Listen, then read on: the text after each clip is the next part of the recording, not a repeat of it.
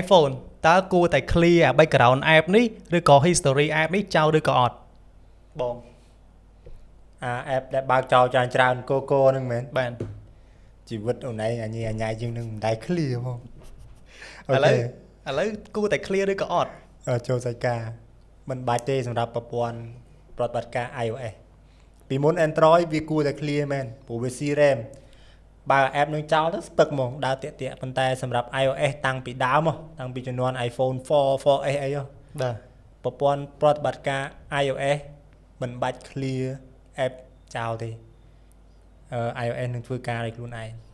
អញ្ចឹងតើពេលណាដែលយើងគួរតែ clear ចោល អត់ចាំបាច់ដូចបងថាទេប្រព័ន្ធ iOS វា smart វាឆ្លាត forever ហ្មងចឹងរហូតទៅមកចាំ clear ទេ ហ្នឹងហើយពេលបងប្រើ Mac បងមិនដែលបិទ Mac ក្នុងមួយខែបិទតែក្រង់ភ្លឹបហើយនិយាយមែន អញ្ចឹងមួយទៀតសំដួងមួយទៀតអា background app យើងណាច្រើនបំផុតយើងអាចបើកបានមែនវាមាន limit អត់ វាអត់មានទេព្រោះ Apple iOS ពេលណែបើកច្រើនទៅអាចាស់ដែលអត់ខានប្រើយូរវាបិទអូតូហ្មងបងឯងសង្កេតមើលវាទៅបិទអានឹងអូតូអញ្ចឹងប្រព័ន្ធដូចបងថាវា smart វាឆ្លាតវាដឹងថាណែឈប់ប្រើវាបិទចោលហ្មងវាមិនដែលណែប្រើមួយថ្ងៃ100 app ទេវាដល់ថ្នាក់នោះទេ អូខេ អញ្ចឹងមានន័យថាយើងមិនចាំបាច់ clear background app នឹងចោលទេព្រោះឥឡូវ iPhone វាឆ្លាតជាងមុន បាទត្រឹមត្រូវ អូខេ មិនមែនទេមិនមែនតែឡើយទេ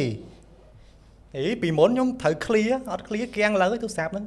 វាមិនដែលលូនវាតាំងពីដើមប្រព័ន្ធ iOS អត់ដែល clear ទេអត់ចាំបាច់ clear ទេ អូខេ ចេះចឹងអូនឯងមើលវាមានប៊ូតុង clear នេះបញ្ជាក់នេះបង្ហាញបាន បាន នេះ iOS គេដាក់ប៊ូតុងសម្រាប់ clear app ឲ្យទេតាំងពីដើមហ្មងពីដើមក៏ដែលមានដែរប៊ូតុង clear app ហ្នឹងបើមានប្រយោជន៍គេដាក់ប៊ូតុង clear app ហ្នឹងមកឲ្យហើយគេមិនឲ្យយើងប្រើទាំងស្ទុះទេអញ្ចឹងមានន័យថាគេចាត់ការឲ្យយើងរួចរាល់ហើយនេះជា concept របស់ Apple តែម្ដងគឺគេចង់ឲ្យយើងប្រើវាដែរងាយមិនរំខានការប្រើប្រាស់យើង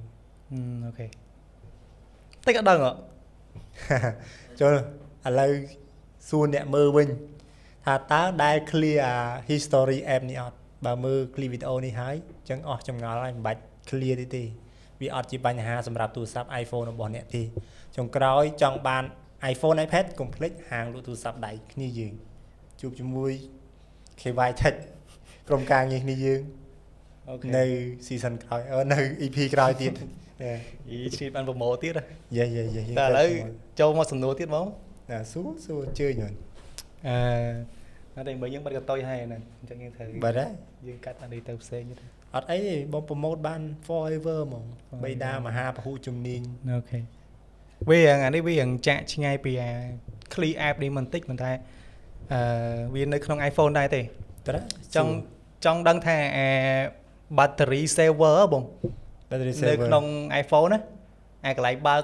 ការពារថ្មកុំឲ្យយើងឆាប់អស់លឿនហ្នឹងហើយតើវាជួយបានថ្មយើងកម្រិតណា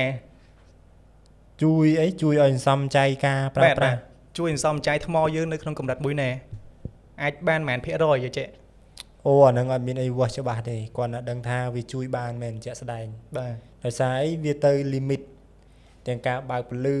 ទម្លាក់ speed CPU ទៅបិទ notification មួយចំនួនដែលវាអត់ចាំបាច់ហ្នឹងហើយត្រូវសួរថាវាជួយបានប្រហែលអាហ្នឹងបងអត់មានអីជាវាស់ទេប៉ុន្តែវាជួយបានហ្នឹង